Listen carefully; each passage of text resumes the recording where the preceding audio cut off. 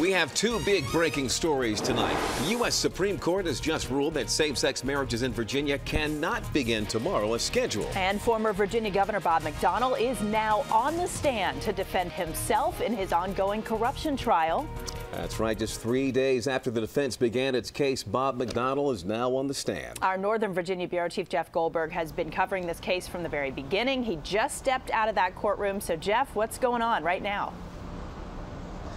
Well, right now, Allison, Governor McDonnell currently on the stand talking about his time in office, the beginning of his time in governor here in Virginia. This was somewhat of an unexpected development. The day was somewhat slow compared to other days. Then at about 3:20 this afternoon, all of a sudden, Governor McDonnell takes the stand. He started out, his attorney asking him about what his emotions were like after he won the race for governor in 2009. We went back to the morning of November 4th, 2009, and the governor started talking about his wife, Maureen McDonnell, saying, quote, "I could tell she was not as happy as I was. I could sense some tension about the upcoming role as First Lady. She was yelling at me about something. There was a lot of stress about what lay ahead." He then turned to a conversation he received from President Obama that same morning. It was a 7-minute phone call that began with the president saying, "Hello, Bob, this is Barack." Governor McDonnell describing this as a nice, generous, friendly conversation. The president saying, "We've got to work together." And during that conversation and after that conversation, Governor McDonnell saying, quote, "It was now dawning on me I was entering into a new phase of my life."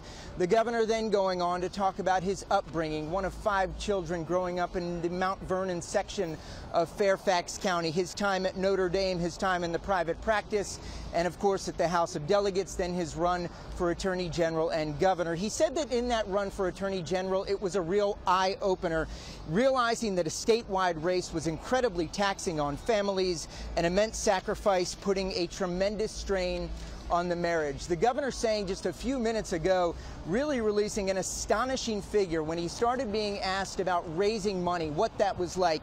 He said that in the past 8 years, he has estimated he has raised $58 million between his races for Attorney General, governor, raising money for a PAC, and for the Republican Governors Association.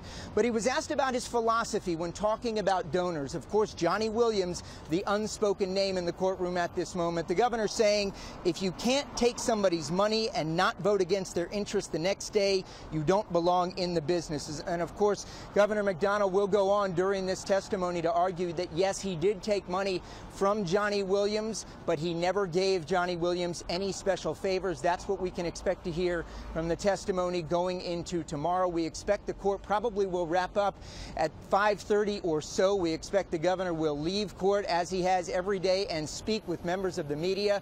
We hope to get that information, hear what it was like to be on the stand for the first day, and then bring that to you coming up at 6 o'clock. Until then, live in Richmond, Jeff Goldberg, ABC 7 News. Okay, thank you, Jeff.